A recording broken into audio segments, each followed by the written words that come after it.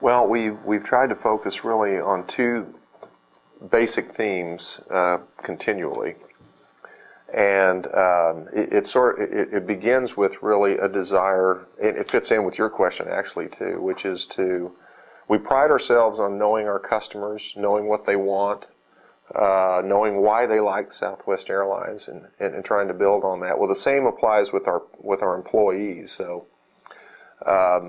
We do formal surveying with our employees, which we just completed one in 2010.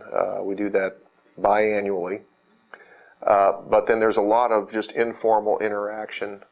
And even the informal interaction has to be structured somewhat. I mean, just with my calendar, I've got to put it on the calendar that I'm going to be in El Paso on Thursday, and then give our employees enough advance warning where if they really want to meet with me to talk about things, they have to manage their own schedules, right? So we do it a variety of ways, but we look for all of these touch points.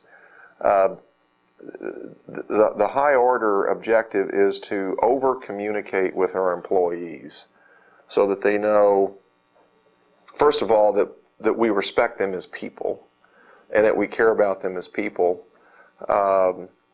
And we're very informal with each other as a consequence. So you'll see men and women, regularly give each other hugs as an example. So that's just a part of our culture, and it just breaks down a lot of the human barriers. We find, at least, in a lot of organizations, you wouldn't dare do that, But here, it's just part of the culture. The other thing that we work hard to do with our employees is to make sure that they know what we stand for, and what we think we're good at, and what we're aspiring to be. So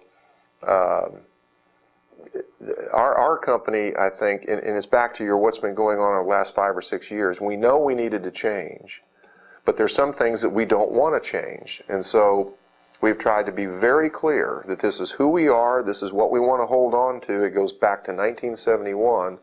But these other things, the world changes, our competition changes, and we have to change along with that. So we work very hard on that communication. In terms of, so we've tried to provide those kinds of examples, in other words, to our employees so they know that where we're trying to innovate, what traditions we're trying to hold on to, and how our innovation, in fact, can help support those traditions. The two main themes that we've used for innovation have been enhancing our customer experience and then finding ways to improve our efficiency.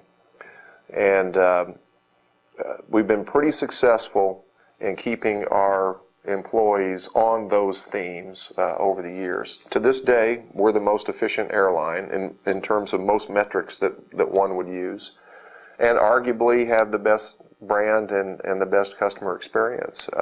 We carry more customers in the United States now than any other airline, as an example. So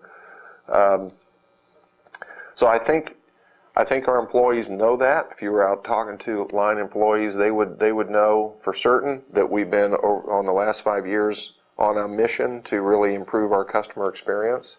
And I think not only do they know that, but I think that we've done it. I think that they believe that we're better today than we were in 2005.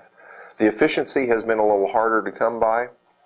To compromise maybe on customer service too. I don't know that the customer experience investments have caused us to be less efficient. I think there are other reasons, actually, that it's been hard to find ways to get more efficient. But if you look at the internet, we were probably a third the size that we are today 12 years ago, and we had 7,000 agents at our call centers. So today we've tripled in size, in other words, and we have 2,500 call center agents. So that's been one of those wonderful evolutions that have been far more efficient for us in terms of taking a booking. So 85% of our bookings now go through Southwest.com. 85. And in 1995 it was 0. So in a pretty short period of time, we've really transformed that whole booking process.